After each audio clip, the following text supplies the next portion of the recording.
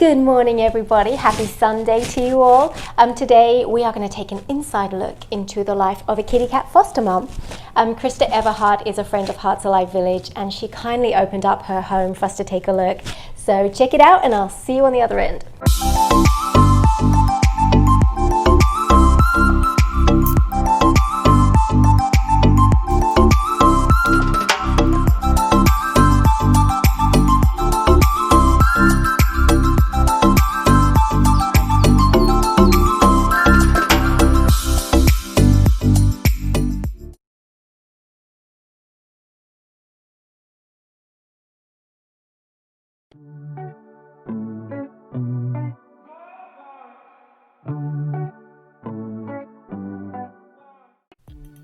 If these are the types of faces you'd love to see when you wake up in the morning and before you go to sleep at night, this next one might just be for you.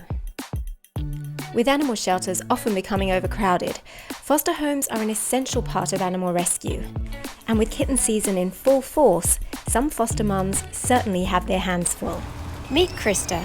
Hi! Welcome! Foster mum extraordinaire. So she's the perfect person to ask all my foster questions to. Ready? And action! All right, so this is like my dream house. So how many do you have here? How many fosters, and then how many of your own residents? I'm going to sound crazy, but I have 6 residents and I have 21 fosters, I think. Right, that's it. I'm moving in. I want to show people who've never done this before, and I don't know anything about it either. I know that it's very important, and I've been at the shelter and we, have kittens come in and it's like, oh, call the foster mum, and they come in and I don't know anything about it. So Exactly. What I'm trying to ask is, what does a new foster parent need to get started? So you can have a whole house, but it's best to start in smaller spaces, especially when you're taking in cats or kittens that came from the streets, because if you just put them out here, they're going to be terrified. So Mama's in here. She's under the bed. She's semi-feral. And you can see the playpen. Playpens are great for fostering. If you have a house and you don't have an extra room, get a playpen. Playpens are perfect for keeping kittens safe while allowing their mother to come and go as she pleases. What else? You can use a spare bathroom. So this is Lanner. Hi. And you can see they have a little bit of upper respiratory. They have a little bit of congestion and eye issues, but we're treating that with antibiotics and eye meds. And then his sister is Taita. Having been rescued by Krista just 2 days ago on Falcon Street, hence the names, Lana and Taita are definitely on the right track.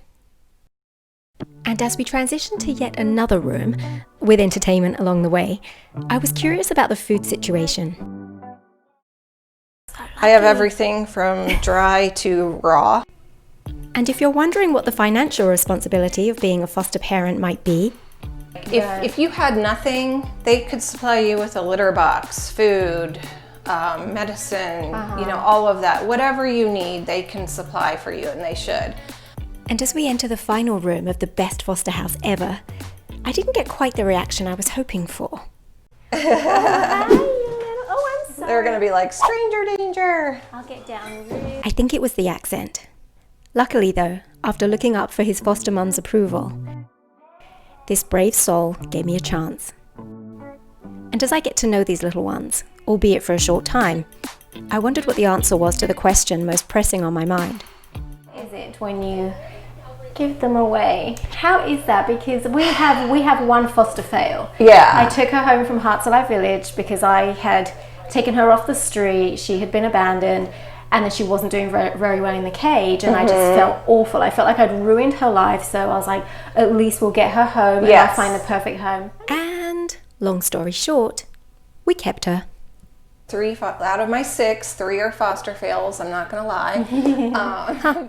That makes me feel a bit better about my one foster fail. It's hard, but then you always think about it logically, like, if I don't give them away, then I can't help more. That's true. That's a good way to So look at it. you have to, you have to trust people that they're going to take care of those babies, Speaking of babies, like teeny tiny babies, We do have fosters that do bottle babies and have incubators and the whole works. Wow, and that's a big you can go. commitment. You don't have to have an incubator to have bottle babies, but there's a few in town that. But yeah, they need to be bottle fed quite often. So you're setting an alarm every 2 hours, Wow. and then every 3 hours as they grow and they need to eat less.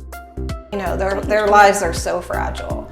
Even at this age, I mean, their immune systems aren't the greatest, so you have to be very clean. I have to point out the cleanliness of Krista's house absolutely puts my house to shame. Not everybody can foster. So, there's people who can foster, there's people who can go out and trap the cats, there's people that maybe just can give donations or help financially because that's all they can do. So help is great in any form. Absolutely. So like those people that donate supplies are just as important as me being the foster because we can't do it without each other. So, Takes a whole team. Yeah. And recently, when a friend reached out, I experienced firsthand how in a short space of time, a few good people can do some great things. She knew that I was there, so she asked for my help. She'd found a mother and a few kittens, and she contacted me through Facebook, and she's like, I know you've been there. So then I the only number I had was Kelly. So I texted her, and then she's like, let me call Nikki. And then Nikki called me, and then the lady who found them called me. And within an hour, they had arranged for this mother and babies to be taken to a new foster home within an hour. Yes. And that's how it works. It really does take a village. And if you think this might be for you, that's fantastic. But as with anything worth doing in life, there will be some challenges. What's the hardest part of what you do? The hardest part are the sick ones. And there's nothing that you could have done. You have to accept it. So when you lose a kitten, it's hard. I'm not gonna lie, it's hard. And you think, oh, I can't do this again. But then you think, I have to do this again because I don't want more to end up like that. Like, you know what I mean? Right. So that's the hardest part. I mean, it is a lot of cleaning. Adorable. It's too much. I need more cats. And it's time to leave. I do so with a ton of knowledge, a brand new appreciation for foster parents everywhere, and more importantly, some new friends. Even the camera guy found love. Twice.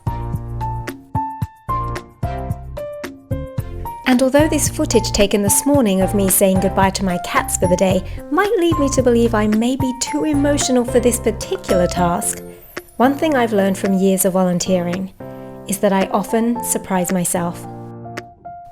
And maybe you will too.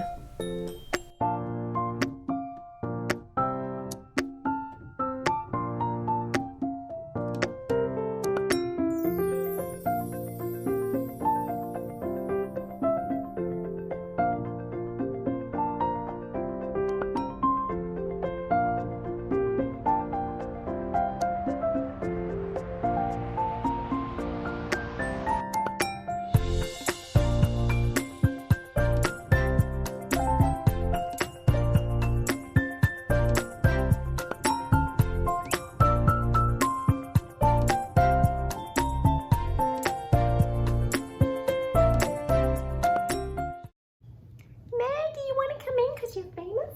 Ooh. Hi, there's my foster found Maggie. All right, you can go. That's okay. Thank you, Krista. Thank you for showing us everything. I wasn't even sure entirely about how the foster thing worked before, so now we all know, and maybe it's something that could be right for you. Thank you for joining me again. Have a wonderful Sunday, and I'll see you soon.